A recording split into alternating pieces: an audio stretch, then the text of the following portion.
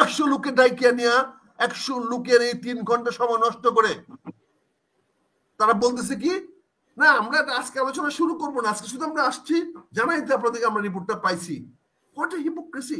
খুব ডেঞ্জারাস কথা বলেছেন আমাদের ওই প্রধান উপদেষ্টা সাহেব দুবাইতে গিয়া, যে আমি ডিসেম্বরে ইলেকশনের পরে বুঝাই দেয়া আমি আমার কাজে চলে যাব।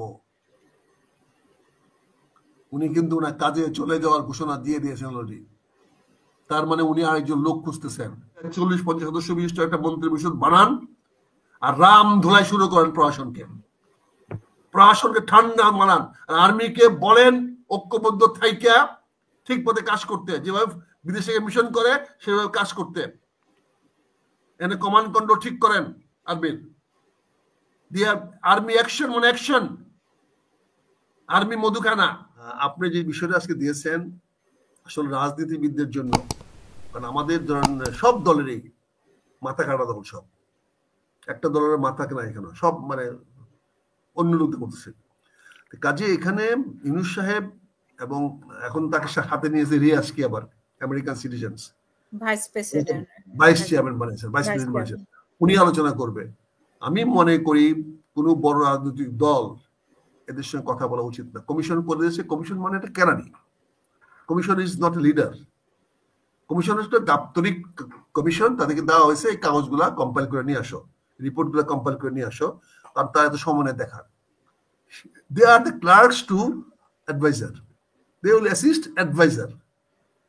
কোন অপোজিশন লিডার, কোন অপোজিশন রাজনৈতিক দলগুলো যেন না চালায়। আর কি বলবো রাজনৈতিক দল, ওয়াজ নসিহত করিয়া মানুষের বাড়িতে দাওয়াত খাইয়া এই মোল্লা মসজিদ করিয়া ওই জানাজা পড়ায় নেতা হয়ে গেছে সবাই। এখন ম্যাক্সিমাম নেতারা দেখি যারা জানাজা পড়ানে উস্তাদ, মিলাদ পড়ানে উস্তাদ, মিলাদ পরে নেতা রাজনীতি হয়ে গেছে। বড় বড় রাজনৈতিক দলের নেতা সবগুলো দেখেন মানুষের বাড়ি বাড়ি মিলাদ করে খায়, জানাজা কার কবে জানাজা হবে জানাজাকে বসে থাকে। এরা হয়েছে দেশের রাজনৈতিক নেতা। দেখেন না কোন সারির নেতাগুলো আছে, কোন নেতাটা আছে দেখেন, বাংলাদেশের কন্ট্রিবিউশন দেখান, একটা আদর্শ দেখান যে তারা এই আদর্শ বাংলাদেশ চালাবে বলেছে। এই যে একটা বহুত্ববাদ দিয়েছে। আজকে দুঃখ লাগলো মান্না সাহেবের মতো লোক বলতেছে বহুত্ববাদ মানে নাকি গণতান্ত্রিক বহুত্ববাদ, যেখানে সে বলছে যে বহুত্ববাদ ধর্ম প্রচার করে দিতে হবে, যেখানে রিয়াজ পরিষ্কার বলেছে সংবিধানে বহুত্ববাদ আনতে হবে এবং সেটা ধর্মের আগে সে বলেছে। আর সেখানে মান্না সাহেব বলতেছে কি, না না না এটা ধর্মের ব্যাপারে হবে না, এটা হলো গণতন্ত্র। গণতন্ত্র তো বহুত্ববাদ, গণতন্ত্রের মধ্যে বহুত্ববাদ আসে কেন? এটা মান্না সাহেব মতো বলতেছে। আবার সাথে আবার চার পরিবারে পরিচয় করা দিচ্ছে, ব্যাপারে টিভিতে ইন্টারভিউ দিবে। It's become all TV show, যে আমরা টক শো করতেছি, বিনা পয়সা টক শো করতেছি, আর খাই গালি, বিনিময়ে আসে কতগুলো গালি, তাও আপনারা রিকোয়েস্ট করেন বলে কথা বলতে হয়, আসতে হয়। But it is a shame for the nation, it is a shame.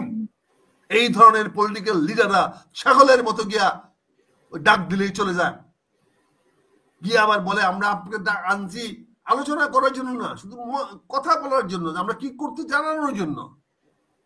What a hypocrisy! 100 লোককে ডাইকিয়া নিয়ে 100 লোকের এই 3 ঘন্টা সময় নষ্ট করে তারা বলতেছে কি, না আমরা আজকে আলোচনা শুরু করবো না, আজকে শুধু আমরা আসছি জানাইতে আপনাদেরকে আমরা রিপোর্টটা পাইছি। What a hypocrisy! আর এটা আলী রিয়াজ মিয়া কালকে থেকে দোকান খুলবে, দোকান খুলে বসবে, বসে খুললা হি উইল বিকাম লিডার। এবং একটা জিনিস খেয়াল করে দেখেন, খুব ডেঞ্জারাস কথা বলেছেন আমাদের ওই প্রধান উপদেষ্টা দুবাইতে গিয়া, যে আমি ডিসেম্বরে ইলেকশনের পরে বুঝাই দেয়া আমি আমার কাজে চলে যাব। উনি কিন্তু ওনার কাজে চলে যাওয়ার ঘোষণা দিয়ে দিয়েছেন অলরেডি। তার মানে উনি আরেকজন লোক খুঁজতেছেন, আরেকজন কারো কাঁধে এটা দিয়া দায়িত্ব দিয়া উনি চাচ্ছেন আরেকটা লোক তৈরি করতে, যে ওই লোকটা বাদে দিয়ে আমি চলে যাবেন। অর্থাৎ ডিসেম্বরে উনি চলে যাওয়ার রাস্তা কিন্তু তৈরি করে ফেলছেন। উনি বলেছেন, আমি তো আগেই বলছিলাম ডিসেম্বরে চলে যাব, কারণ উনার তো জায়গা আছে, হাসিনার যাওয়ার জায়গা আছে বলে গেছেন, সেফলি চলে গেছে। আরে আমরা কই যাবো? আপনি তো হাসিনা লন্ডনে আছেন, বাইচে থাকলে ভালো, আমরা কোথায় যাব? আমাদের তো এই দেশে মৃত্যু ছাড়া কোনো পথ নাই। এই দেশের মাটিতে মৃত্যু ছাড়া আমাদের সামনে তার কোনো রাস্তা নাই। ইউনূস সাহেবের রিয়াজ সাহেবদের রাস্তা আছে, শুনবো আপনাকে আবার মহসিন ভাইকে। না আসলে অসুবিধা হবে না, কিন্তু মহসিন ভাইয়ের কিন্তু এই দেশের বাংলাদেশের মাটি ছাড়া কোনো যাওয়ার জায়গা নাই। উনি কিন্তু পলায়া যাওয়ার ওনার জায়গা নাই। ওনাকে মহসিন ভাইকে কিন্তু এই দেশের মাটিতেই ওনাকে করার নেই। কাজে যাদের অল্টারনেটিভ জায়গা আছে তারা আল্লাহর রাস্তায় আপনারা চলে যান, যার যেখানে আছে। এই বৈষম্য ছাত্রদেরকে দায়িত্ব দেন, যারা এখনো স্টুডেন্ট না, বিভিন্ন পরে পাশ হয়ে চলে গেছে, তাদেরকে দিয়ে 40-50 সদস্য বিশিষ্ট একটা মন্ত্রী পরিষদ বানান, আর রাম ধুলাই শুরু করেন প্রশাসনকে। প্রশাসনকে ঠান্ডা মানান, আর্মিকে বলেন ঐক্যবদ্ধ থাইকা ঠিক পথে কাজ করতে, যেভাবে বিদেশে মিশন করে সেভাবে কাজ করতে। এনে কমান্ড কন্ট্রোল ঠিক করেন আর্মির, দিয়ে আর্মি অ্যাকশন মানে অ্যাকশন, আর্মি মধুখানা। অনেক ধন্যবাদ। আর্মির না, আর্মি যখন নামে তখন in front of the army all are enemy, দেশের হোক আর বাইরের হোক। আর্মির সামনে কোনো ফ্রেন্ড থাকে না, কোনো বন্ধু থাকে না, মানবতা থাকে না। আর্মির সামনে who violates he is the enemy. যে হুকুম অমান্য করে সেই হলো ডেভিলস। আর্মি ডেভিলস হার্ন করে না, আর্মি ডেভিলস এলিমিনেট করে। সো আর্মিকে ডেভিলস এলিমিনেট করতে বলেন, ডেভিলস হার্ন না।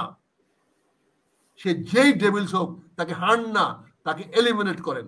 So army should go for elimination of Devil's and restore the law and order and সুশাসন কায়েম করেন, এবং শাসনের দায়িত্ব দেন বৈষম্য ছাত্রদেরকে, যারা ম্যাচিউর হয়েছে, যারা অনেক ম্যাচিউরিটি আমি দেখি কথাবার্তা যখন তারা বলে, তাদের কথাবার্তায় অনেক বেশি ম্যাচিউরিটি আছে দেন দিস জোকার গুলোর চেয়ে।